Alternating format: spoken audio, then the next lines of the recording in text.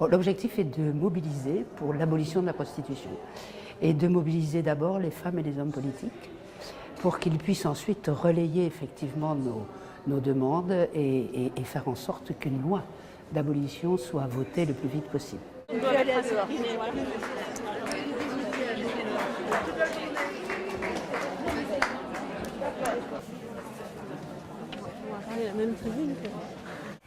Il y a 18 mois, 17 associations dénonçaient à l'Assemblée nationale les profondes incohérences des politiques publiques en matière de prostitution.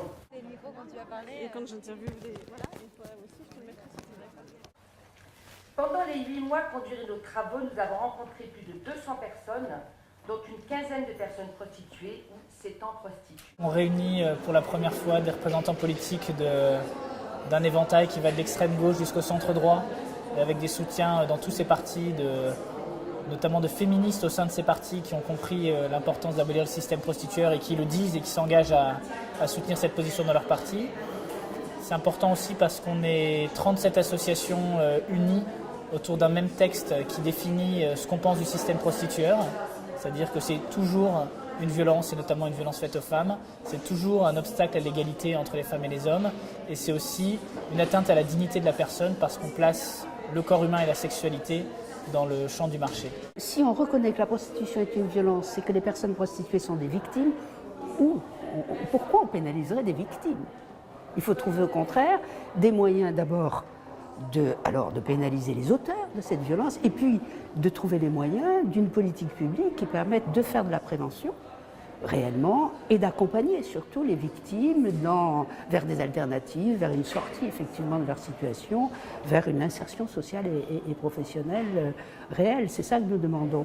Si dans les régimes de la prostitution, il y en a trois. Il y a le prohibitionnisme, l'abolitionnisme dans lequel nous sommes et le réglementarisme qui transforme la prostitution en métier. Bon. Nous sommes dans l'abolitionnisme, donc si nous pénalisons le client pour abolir la prostitution réellement, nous ne pouvons pas pénaliser les personnes victimes, alors nous serions dans la prohibition. Moi, ce qui me donne de l'espoir, c'est des réunions comme celle d'aujourd'hui, avec 34 associations, des gens qui se coalisent, qui se mettent d'accord entre eux, qui savent trouver les politiques qui sauront relayer leurs idées. Donc, j'ai bon espoir qu'on puisse voter la loi présentée par Madame Bousquet. Donc voilà, je pense. Alors après, comment on arrive à l'abolition? Il faut au moins déjà dire qu'on est pour l'abolition. Je pense qu'avant d'abolir l'esclavage, il y a des gens qui ont dû dire qu'ils étaient contre l'esclavage. Après, ça a pris du temps pour y arriver. Des gens se sont prononcés contre la peine de mort avant qu'on prenne une loi contre la peine de mort. Donc, et une loi qui ne serait pas passée si on avait fait un référendum. Il y a eu aussi ce courage de dire on n'est pas majoritaire, mais on le vote quand même. Donc là, on affirme qu'on est abolitionniste, que la prostitution, ça ne peut pas être un métier. Et voilà, une fois qu'on l'a dit, ça sera dit dans l'hémicycle, ça permettra d'avoir un débat autour de cette question. La loi, est un cadre important, un point d'appui pour les luttes, pour modifier les rapports de force et faire en sorte qu'effectivement, on en arrive réellement à l'abolition de la prostitution.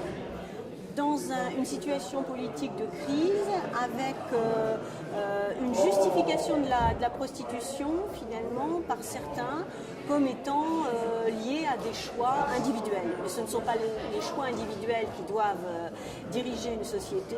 Et aujourd'hui, quand on se positionne au niveau du Parti communiste contre la prostitution, c'est aussi pour défendre une société où l'être humain est à égalité, les êtres humains sont à égalité, et notamment les femmes à égalité entre les hommes et les femmes, respect de la personne humaine, et surtout se battre vraiment dans un très large rassemblement contre le fait qu'aujourd'hui tout est marchandise. On voit que le patriarcat, s'appuyant sur le capitalisme, renforcé par le capitalisme, entraîne un certain nombre de femmes dans cette voie-là.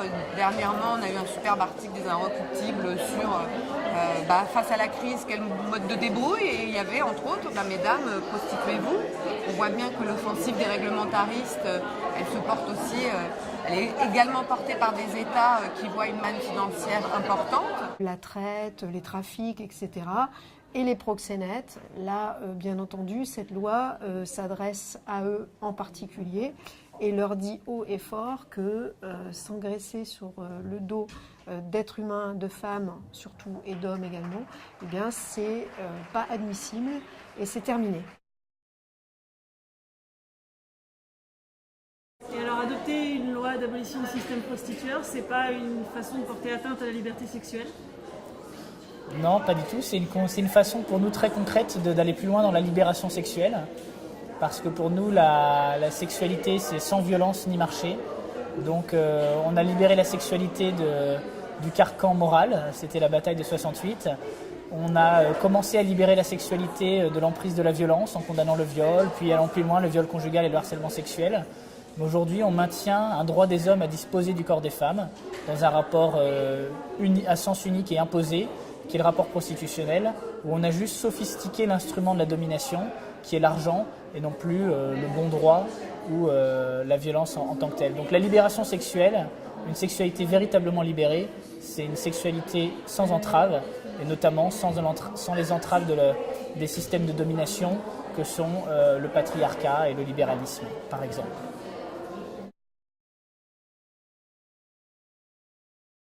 Oui, bien entendu, puisque c'est une écrasante majorité de femmes qui sont piégées dans la prostitution, que la vision de la sexualité qui est équivalente à la violence et à l'érotisation de la haine et de la destruction de l'autre, c'est en fait un pur produit de la domination masculine et de l'exercice d'une domination où la femme et le sexe de la femme est utilisé est instrumentalisé pour exercer des violences. Pour moi, complètement.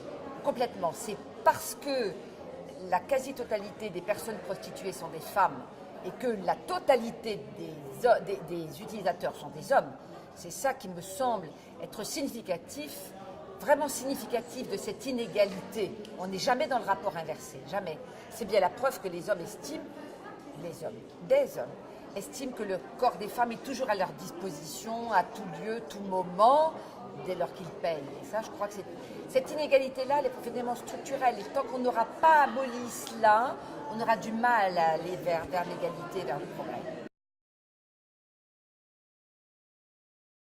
Après les élections de 2012, il faudra absolument avoir un front commun, un front républicain, pour mettre fin à la prostitution et voter cette proposition de loi. Je suis assez convaincue qu'on réussira à avancer. Je crois que ça bouge.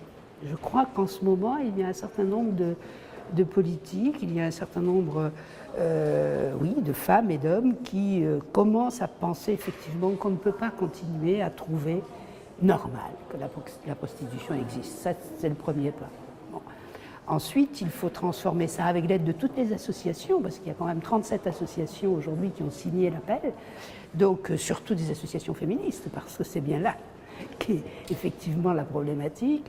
Et bien avec toutes les associations, il faut essayer de transformer cette prise de conscience, ce mouvement, et d'obtenir effectivement une loi, mais aussi une politique publique complète, cohérente, qui permette de faire de la prévention et de l'accompagnement. Pour que ça fonctionne, il faut vraiment, en parallèle, mener toute une politique publique en faveur des personnes prostituées aujourd'hui.